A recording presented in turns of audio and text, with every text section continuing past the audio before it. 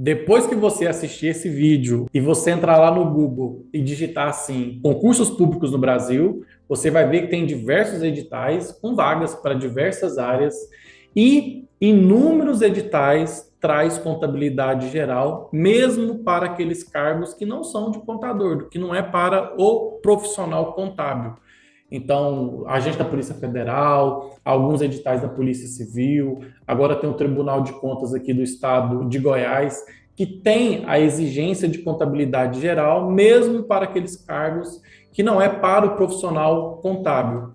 Então, mesmo que você é de outra área, tem um curso superior e está estudando, ou mesmo um curso técnico, um cargo técnico e está estudando para concurso público, esse vídeo é para você, porque eu vou trazer as noções de contabilidade geral aqui em 15 questões que já caíram em contabilidade geral nesses editais. E mais do que isso, não vou só responder a questão, vou trazer os conceitos por trás e vou tentar fazer com que você entenda a contabilidade e você não erre nenhuma questão nos seus próximos concursos e você, de fato, atinja seus objetivos aí, tá certo? Só peço aquela gentileza de você clicar aqui no botão de curtir, compartilhe com seu amigo que está estudando para concurso público também. Eu sou o professor mestre Ricardo Neves Borges, sou professor efetivo da Faculdade de Ciências Contábeis da Universidade de Rio Verde, tá certo? Então, sem mais delongas, esse é um vídeo de estudo para você pegar papel e caneta, para você pegar seu lápis, seu bloquinho de anotação aí e estudar comigo e fazer as suas devidas anotações. Já deixo claro aqui que está na playlist desse vídeo aqui, né, na descrição desse vídeo, diversos outros vídeos que eu já fiz sobre concurso público. Então, depois que você assistir esse vídeo aqui, dá o like, comentar e compartilhar com seus amigos, você pode ver os outros vídeos, tá? E eu te convido também, para caso você tenha alguma dúvida, alguma pergunta, deixa aqui nos comentários que eu vou ter o prazer de te responder, tá certo? Então, sem mais delongas, bora estudar, bora fazer essas 15 questões e bora comentar uma por uma para você não errar nenhuma questão. A primeira questão que nós vamos ver é da banca CESP, né? Aquela que você tem que marcar certo ou errado. E ele fala o seguinte, ó, foi para o Ministério Público da União, né? Ele fala, com base nos princípios fundamentais da contabilidade, julgue o item subsequente. O patrimônio não é objeto de estudo exclusivo da contabilidade. Haja vista que ciências como a administração e a economia também se interessam pelo patrimônio, mas é a única que restringe o estudo do patrimônio a seus aspectos quantitativos. O primeiro comentário dessa questão é o seguinte: de fato, o objeto da contabilidade é sim o estudo do patrimônio, tá certo? E o que é esse patrimônio? É o conjunto de bens, direitos e obrigações dessa entidade. O objetivo da contabilidade é o estudo e o controle desse patrimônio. E a finalidade da contabilidade é subsidiar informações para tomada de decisões. Então ele fala o seguinte, ó, o patrimônio não é objeto exclusivo da contabilidade. Então é o seguinte, o patrimônio de fato não é exclusivo da contabilidade, né? A administração e a economia pode sim ter interesse nesse patrimônio. A administração da entidade, a administração da empresa, a economia pode ter sim interesse no patrimônio. O que a contabilidade faz é o estudo, o controle para subsidiar essa informação. Agora, a segunda parte aqui que é o problema, mas é a única que restringe o estudo do patrimônio a seus aspectos quantitativos, né? A contabilidade não é uma ciência exata, ela vai evoluindo de acordo com a sociedade. E quando você pega, por exemplo, o balanço patrimonial das entidades, o balanço patrimonial, ele fala que é a situação patrimonial que é representada nas contas patrimoniais em um determinado período de forma quantitativa e qualitativa. Você tem questões que são subjetivas, você tem questão que são interpretação, julgamento do contador na elaboração das demonstrações contábeis. Então, de fato, o patrimônio não é objeto exclusivo da contabilidade. Outras áreas da ciência podem se interessar por esse patrimônio. No entanto, a contabilidade não se restringe a aspectos quantitativos. Você também tem aspectos qualitativos. Portanto, essa questão está errada. porque a contabilidade é uma ciência social aplicada e ela não se restringe somente a aspectos quantitativos, e sim qualitativos também, julgamentos, modelos, uma certa subjetividade que as normas internacionais de contabilidade traz para a gente, tá certo? A questão 2 foi de analista, né, também para o cargo de Finanças e Controles em 2015. De acordo com as normas emitidas pelo CPC, né, Comitê de Pronunciamentos Contábeis, julgue os itens a seguir relativos às demonstrações contábeis. Para avaliar a conformidade da apresentação das contas de forma separada no balanço patrimonial, a entidade deve utilizar os critérios: a natureza e a liquidez dos ativos, a função dos seus ativos e os montantes e a natureza e o prazo dos passivos. Então, de forma bem simplificada e explicando para vocês aqui, no balanço patrimonial, você tem as contas de natureza devedora, você tem um ativo dividido em circulante, certo? E dividido em não circulante. Então, aqui você vai ter caixa, banco, estoque, clientes, o não circulante vai ter imobilizado, intangível, realizável a longo prazo, tá certo? E aqui você tem um passivo, são as contas do passivo, que você tem um passivo circulante, aqueles com vencimento até o fechamento das demonstrações seguinte, que você está reportando a informação, e o não circulante.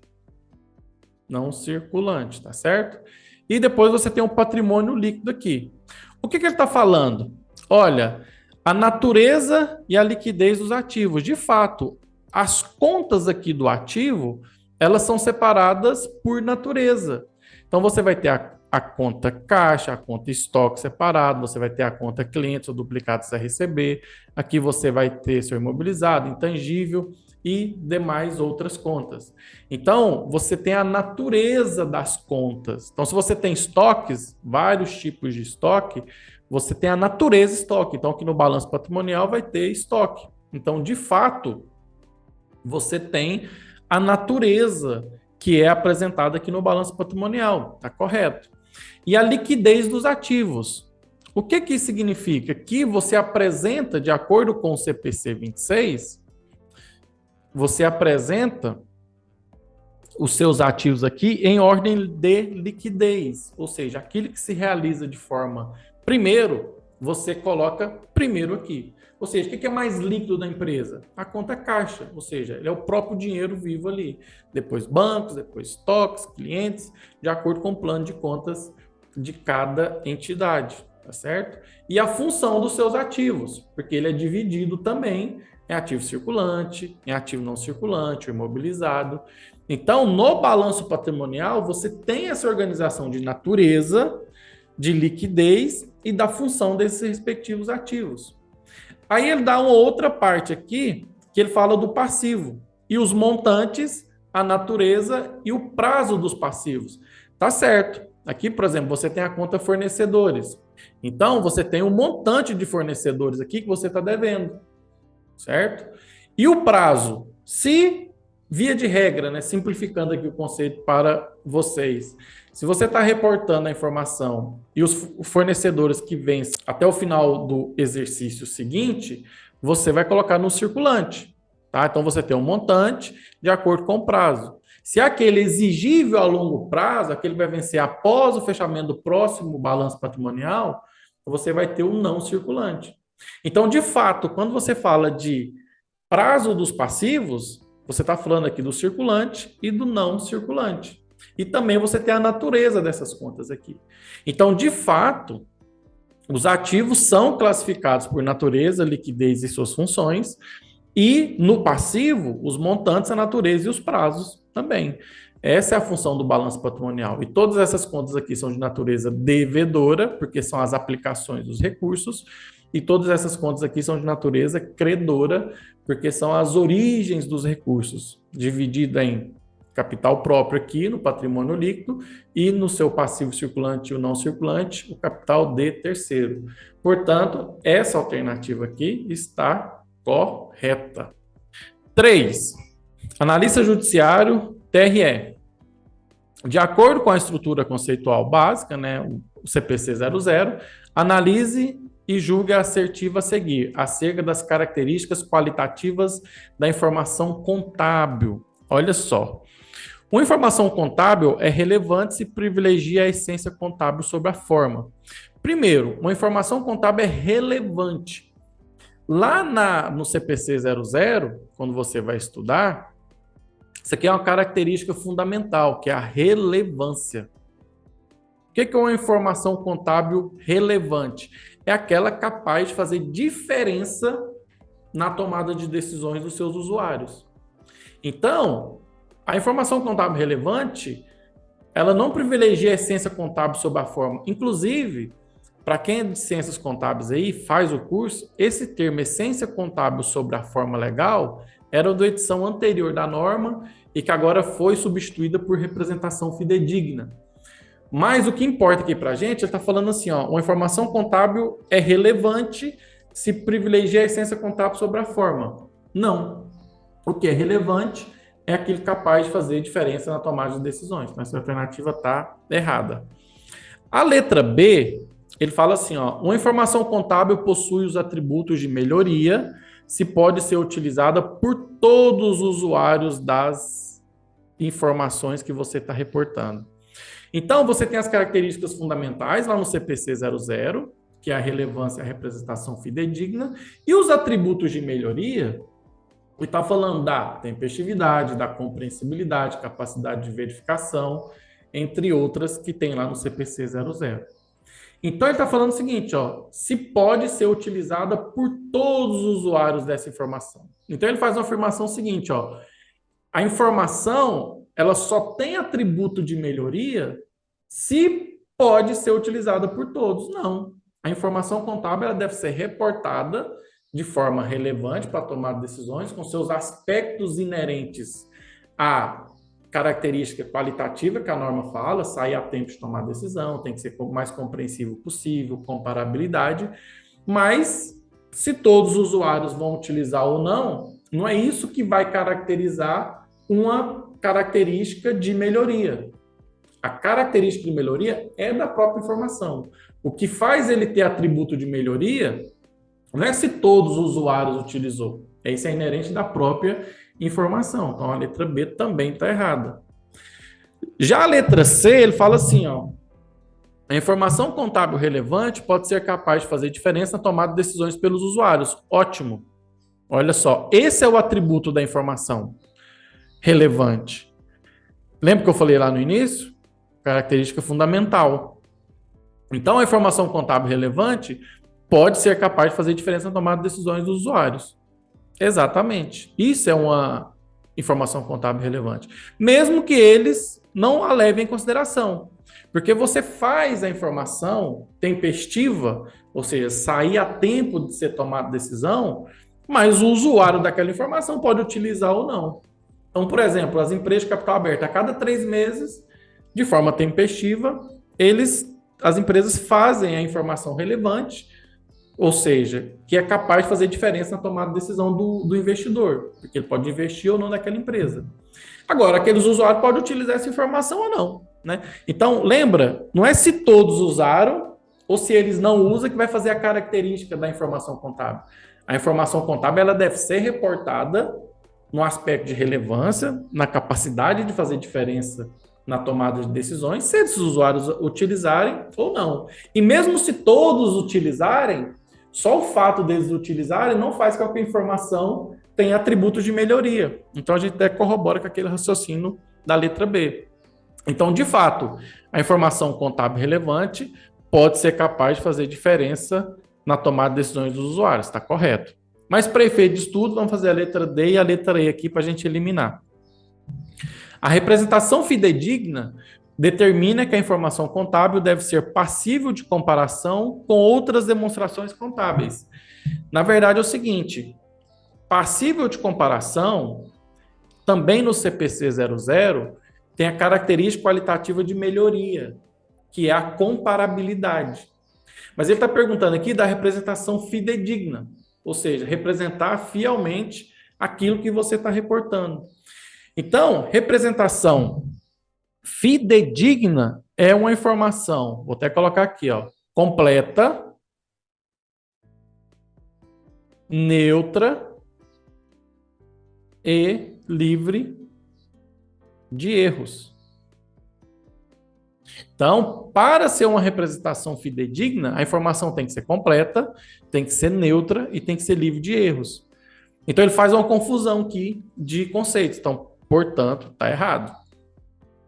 A letra E, ele fala assim, ó, são características qualitativas fundamentais da informação contábil a comparabilidade, a compreensibilidade e a essência sobre a forma.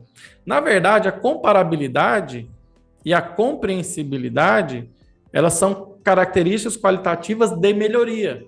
A fundamental é a relevância e a representação fidedigna.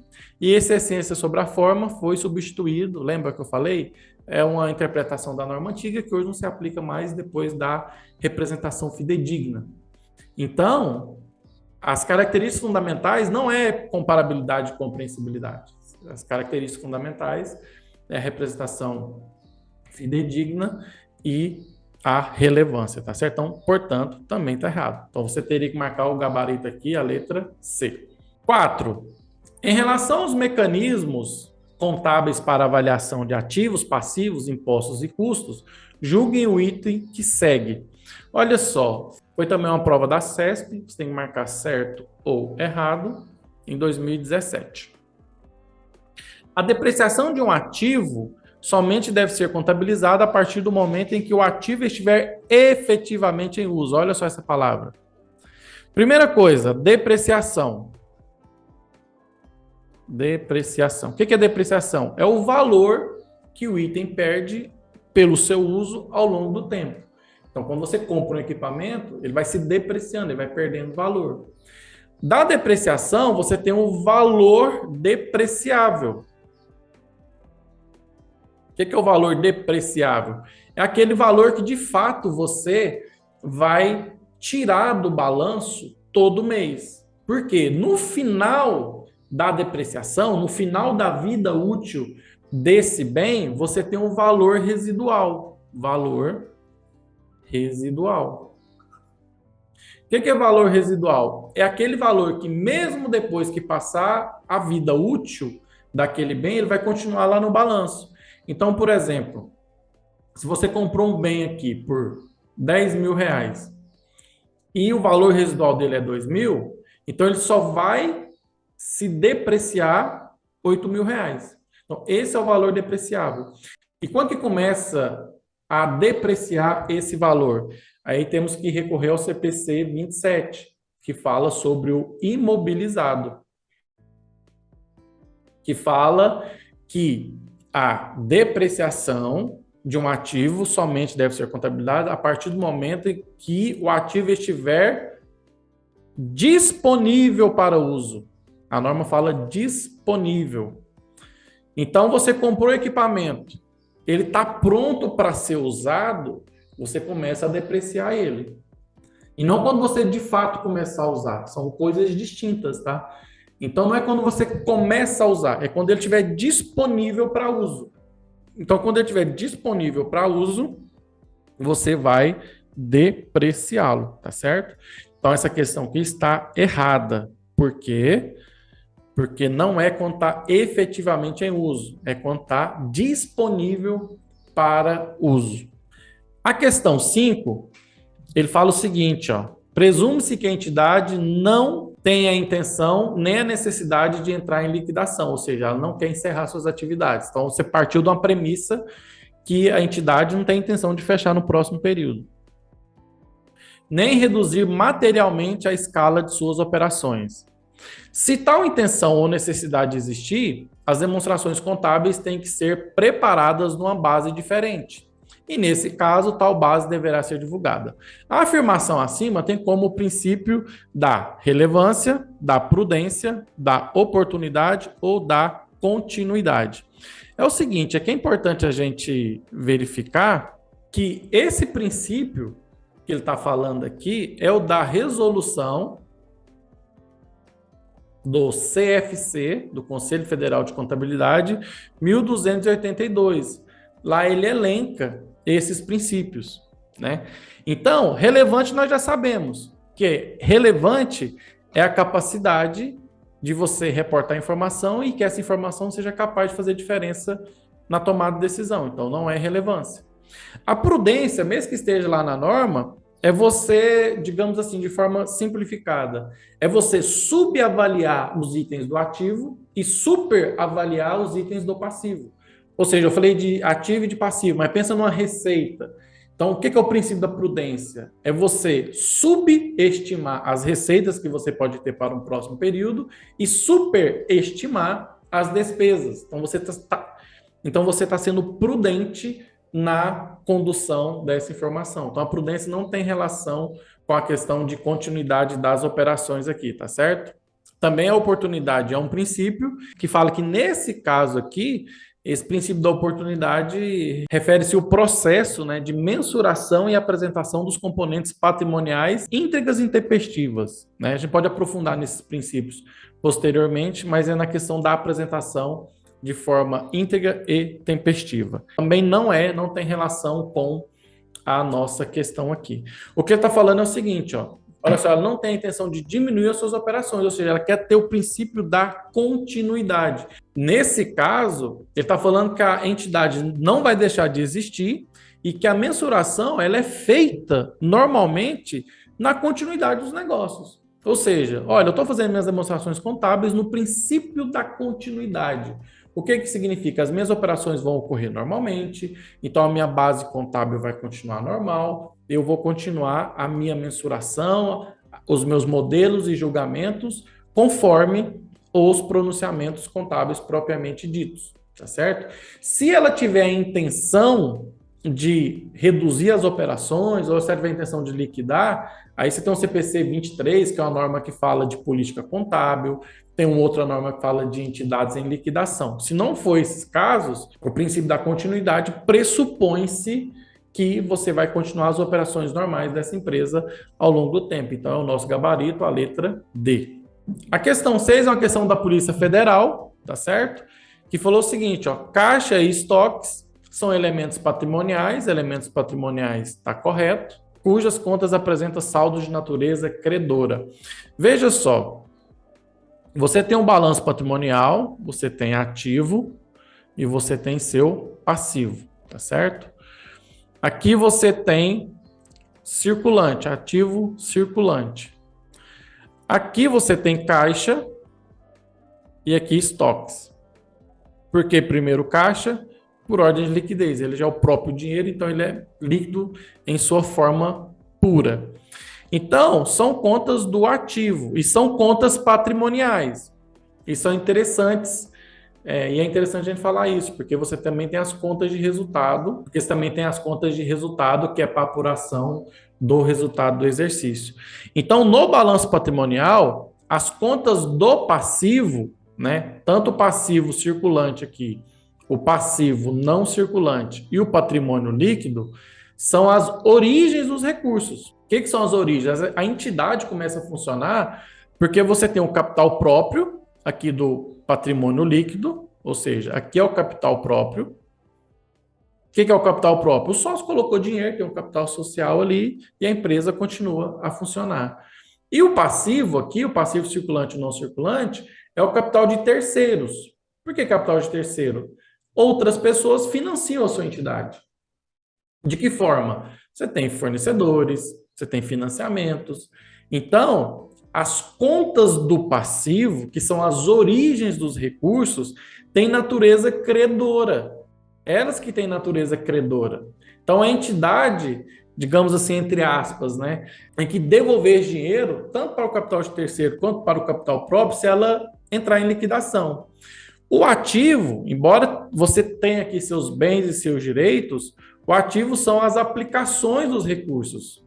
São as aplicações desses recursos oriundos do passivo.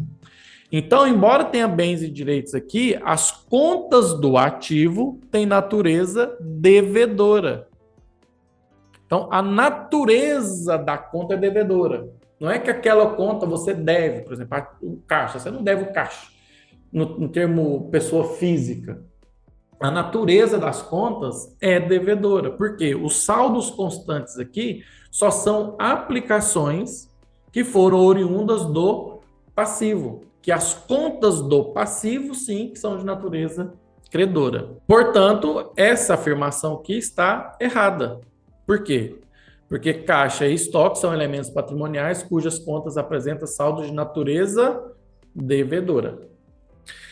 A questão 7, que foi também da Polícia Federal, ele fala o seguinte: ó, os saldos da conta fornecedores, da conta impostos a recolher, ó, olha só, são, por natureza, devedores. Então, não confundam. Uma coisa é você dever no sentido estrito da pessoa física. Você está devendo a alguém. Ele está perguntando a natureza das contas.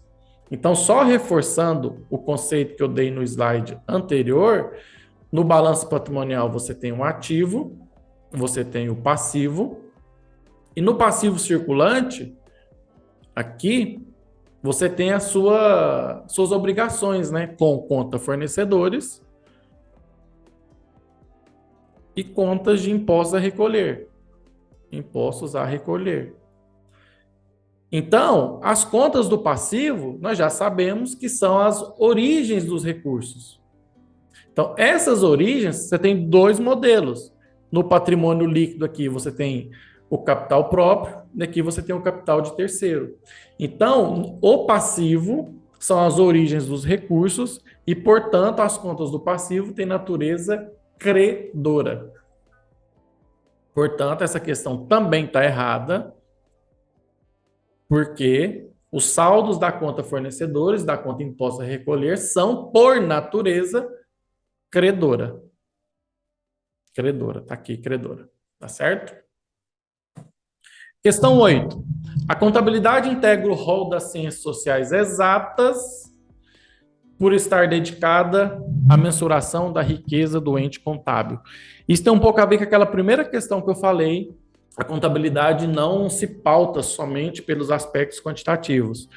Você tem modelos, você tem julgamentos que você tem que fazer na elaboração das demonstrações contábeis. Então, a ciência contábil, ela é uma ciência social aplicada. Não é uma ciência exata. Eu até costumo fazer a seguinte analogia, né? Por que tem contabilidade bancária? Né? Um exemplo. Porque existem bancos. Então, conforme a sociedade foi evoluindo, o estudo do patrimônio dos bancos teve que ser feito de forma específica, é contabilidade. Por que você tem contabilidade pública, contabilidade imobiliária, contabilidade do terceiro setor? O objeto é o patrimônio, o objetivo é o controle e o estudo do patrimônio, e a finalidade é subsidiar a informação. Tá? O rol do que a contabilidade faz não muda, só que ela é uma ciência que ela evolui de acordo com a própria sociedade. Conforme a sociedade vai evoluindo, ela vai evoluindo junto, aplicando as técnicas da contabilidade a entidades que vão surgindo aí.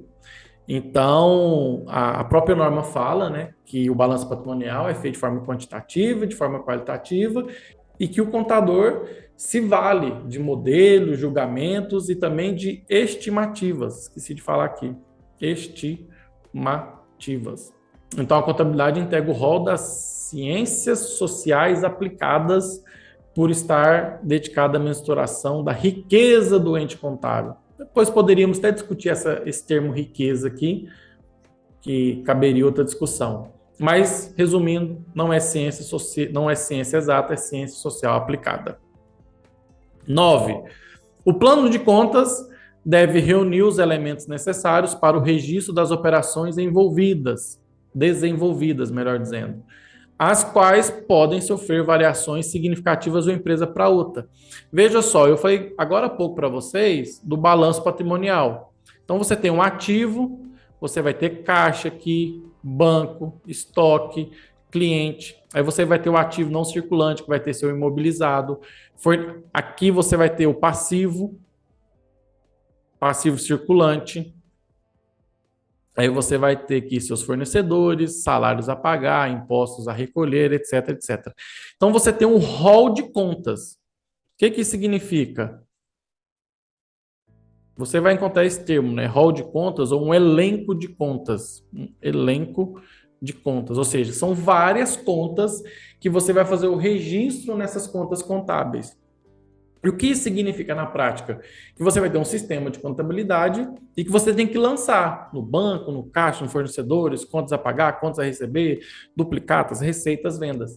Então, o plano de contas é um plano previamente inserido no sistema e aprovado pela administração que vai conter todas as contas para efeito de padronização. Então, todo mundo que utilizar a conta caixa vai utilizar uma conta que vai ter um código lá, 1.1.01, por exemplo. Conta banco vai ser 1.1.02. Passivo circulante vai ser 2.2.01. Fornecedores 2.2.02. Um exemplo. Então, você vai ter um hall de contas, um elenco de contas que vai fazer que haja a padronização dos lançamentos dentro da própria empresa. E a segunda afirmação, ele fala assim, ó, as quais podem sofrer variações significativas de uma empresa para outra. De fato, porque você tem empresas em gerais, né, do comércio, você tem seguradoras, você tem instituições financeiras, você tem indústria, prestação de serviço, e as empresas são diferentes umas das outras. Então, de fato, o plano de contas reúne os elementos, né, as contas necessárias para o registro das operações e que sim, pode sofrer alterações significativas de uma empresa para outra, porque as empresas são diferentes. Então, você não tem como aplicar um plano de contas do setor de comércio para uma empresa de prestação de serviço, por exemplo. Então, essa aqui está correta, tá certo? Corretíssima. 10. Em decorrência da aplicação do método das partidas dobradas, as contas retificadoras do patrimônio líquido têm seu saldo aumentado quando são debitadas e diminuído quando são creditadas. Olha só. Lembra que as contas do ativo, olha só, contas do ativo têm natureza devedora. Lançamento contábil, de forma simplificada, que é para a gente responder as questões aqui de forma objetiva, você tem os lançamentos em T aqui, né? Então, você tem a famosa razonete, que é a forma didática da gente ensinar lançamentos. Então, se você está falando de uma conta do ativo, de conta de natureza devedora, sempre do lado esquerdo é o lançamento a débito e do lado direito sempre o lançamento é a crédito. Então, sempre que você fizer um lançamento a débito numa conta do ativo, o saldo dessa conta aumenta. Ao passo que você fizer um saldo a crédito, esse valor diminui. Já nas contas do passivo, então, bem, temos aqui a representação em T, para de forma didática a gente explicar o lançamento. Numa conta do passivo, que a natureza é credora, olha só, você tem aqui o lançamento a débito e a crédito. O lançamento a crédito faz o saldo dessa conta aumentar e o lançamento a débito faz o saldo dessa conta diminuir. Tá certo? E o que são contas retificadoras? Vamos citar um exemplo aqui. Uma empresa, deixa eu buscar um exemplo aqui. Uma empresa vai começar suas operações. Então tem lá, capital social, R$100.000. Um exemplo, tá? Os sócios não precisam integralizar todo o valor do capital social prometido no ato de constituição da empresa. Eles fazem um contrato e falam o seguinte, olha, o capital social que a gente vai empregar em dinheiro, ou em bens, ou outra forma, que são diversas formas que pode ser integralizado o capital, e pode integralizar todo ou não. Todo aquele valor ou não. Então, vamos supor que no primeiro lançamento, você tem aqui, ó, capital social é 100 mil, um exemplo.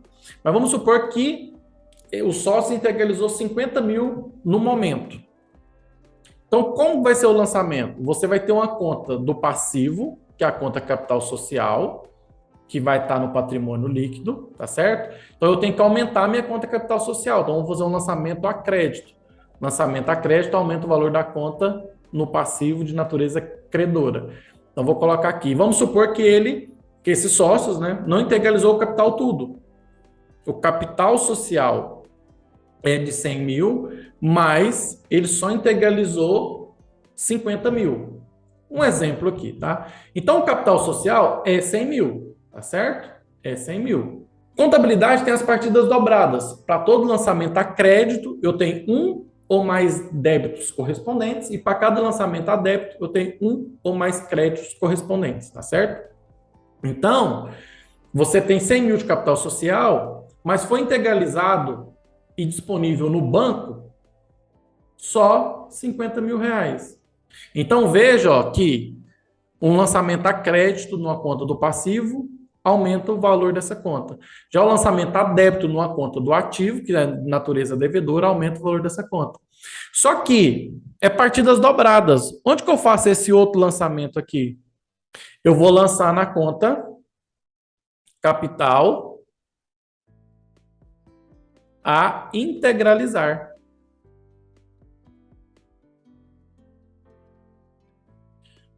Capital a integralizar. Então, meu outro lançamento a débito vai ser de 50 mil na conta capital integralizar. Então, veja que aqui no seu passivo, vou até desenhar aqui, ó, você vai ter seu patrimônio líquido,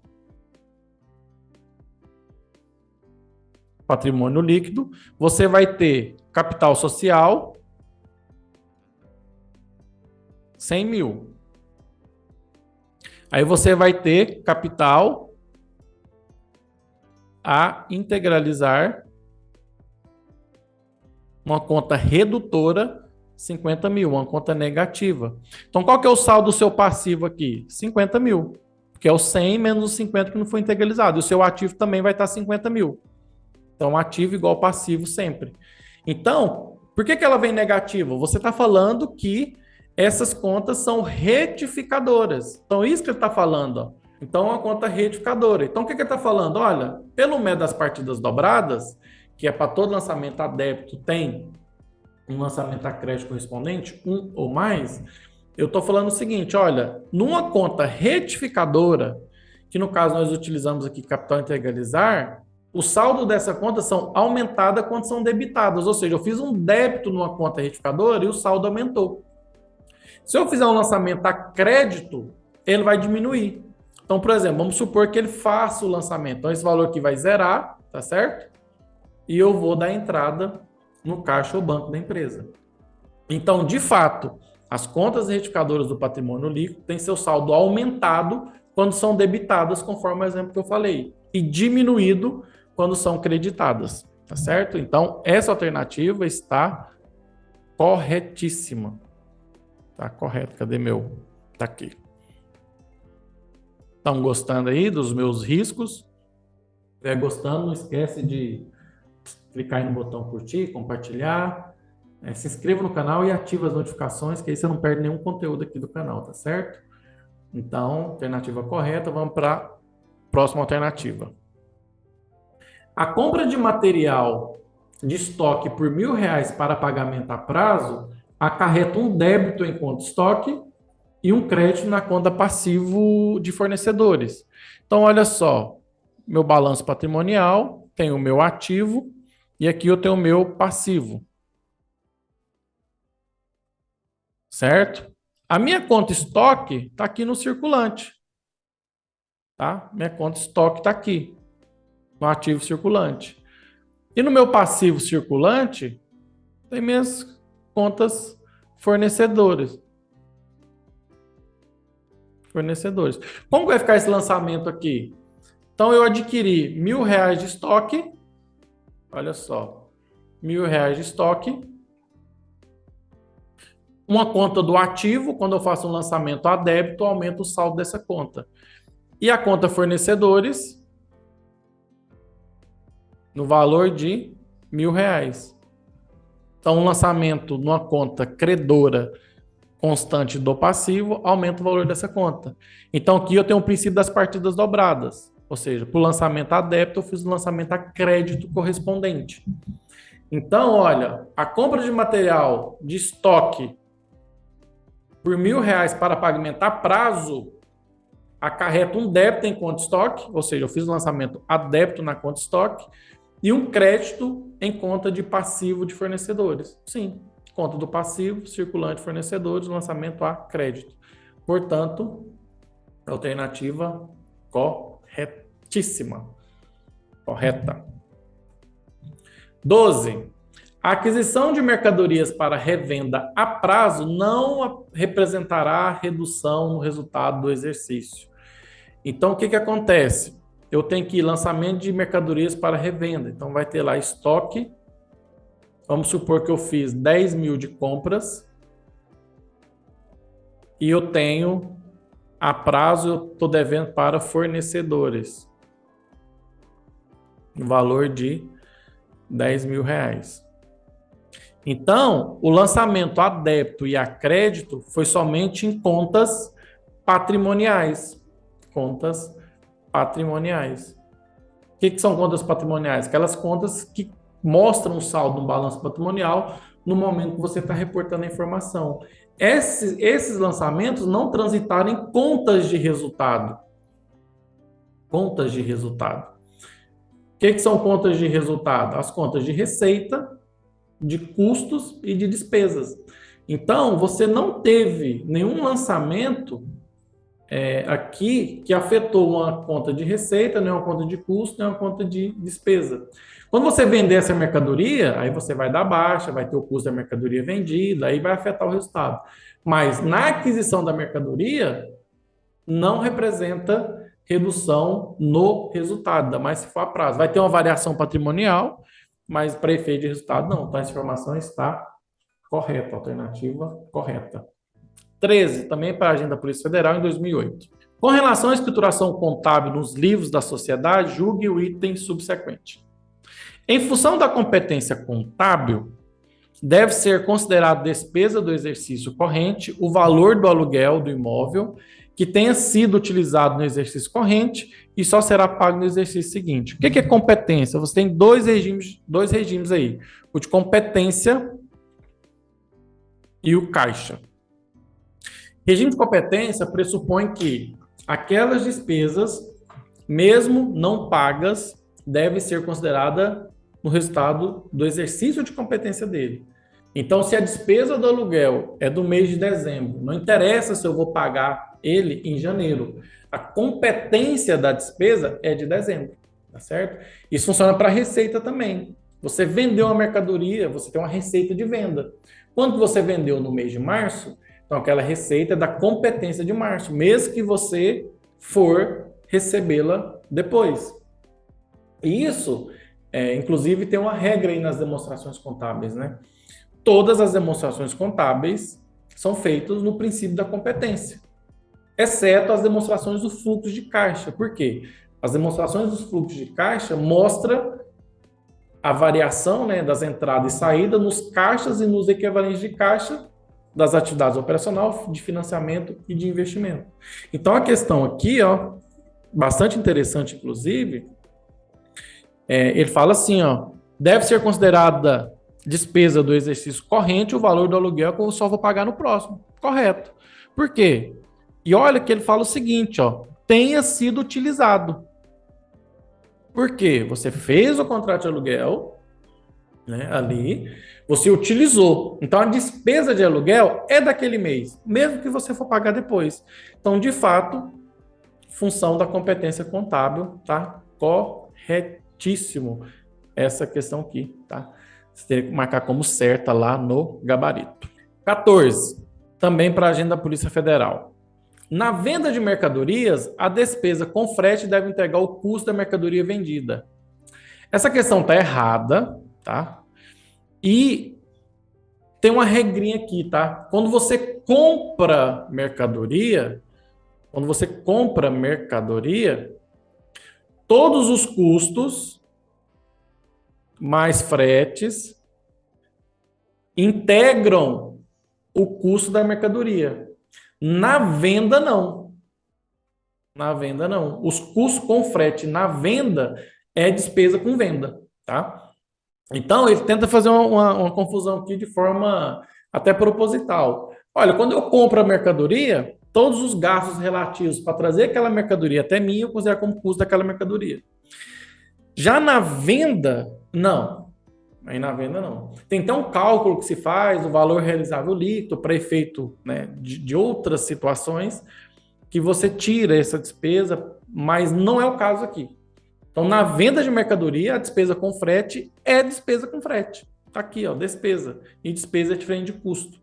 Então, depois do lucro bruto ali, você vai tirar essa despesa com frete e vai apurar seu lucro normalmente. Então, essa questão está errada, porque você considera o frete como custo somente na compra. Na venda, não. Tá certo? A última, 2022. A situação patrimonial pode ser positiva, negativa ou nula. Considerando as possibilidades mencionadas, onde o ativo é representado por A, passivo por P e patrimônio líquido por PL, assinale a alternativa que indica a situação patrimonial. Então, aqui nós estamos falando de situação patrimonial. Basicamente, o que acontece é o seguinte: sempre o seu ativo vai ser igual ao seu passivo mais seu patrimônio líquido. Então, no balanço patrimonial, você tem um ativo de um lado e o passivo e o patrimônio líquido do outro, tá certo? Então, isso aqui sempre vai ser dessa forma. O ativo sempre vai ser igual ao passivo mais o patrimônio líquido, ou seja, sempre o ativo total igual ao passivo total. Então, se eu tenho as contas do meu ativo, que são os meus bens e os meus direitos, maior que meu passivo, eu tenho uma situação líquida patrimonial positiva. Por quê? Se eu vender todos os meus ativos e pagar o meu passivo, sobra uma situação líquida patrimonial para o sócio ali no patrimônio líquido positiva. Ou seja, deu lucro, deu retorno para o sócio. Aí vamos discutir qual o retorno que foi esse e tal. Mas a situação líquida patrimonial foi positiva, porque se eu vender todos os meus ativos, eu pago os meus passivos e sobrou dinheiro. Já se o meu ativo for menor que o meu passivo, eu tenho uma situação líquida patrimonial negativa. Porque se eu vender todos os ativos que eu tenho, que são os meus bens, os meus direitos, depois a gente vai aprofundar o que é o conceito de ativo. Se eu vender todos os meus ativos, meus bens e direitos, e ele for menor que o meu passivo, então eu tenho uma situação líquida patrimonial negativa. Então, no balanço patrimonial ali, do capital social, vai estar negativo, o sócio pode ter prejuízo, de forma simplificada falando aqui.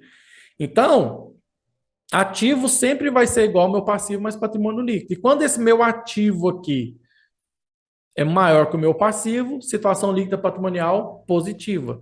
Quando o meu ativo é menor que o meu passivo, né, minha situação líquida patrimonial é negativa.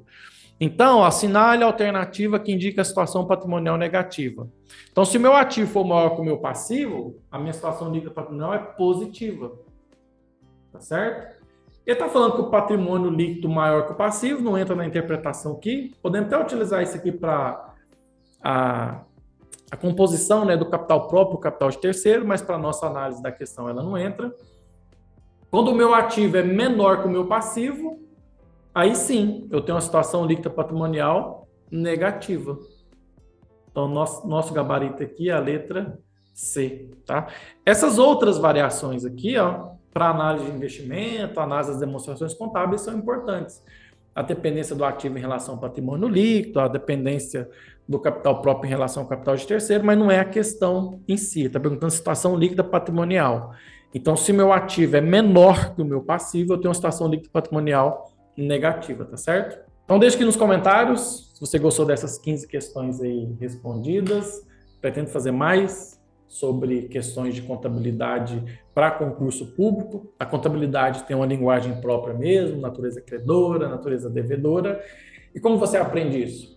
Primeiro, se inscreve no canal, vendo todos os meus vídeos, inclusive noções de débito e crédito, tem aqui, concursos públicos, exame de suficiência. E outra, estudando. Quanto mais você treinar para concurso público, eu acredito que você estuda para concurso público fazendo questões, interpretando essas questões, com certeza você vai ter sucesso aí nos seus concursos públicos, tá certo? Espero ter contribuído. Sou o professor Ricardo Neves e sempre é um prazer tê-los aqui comigo. Aquele abraço.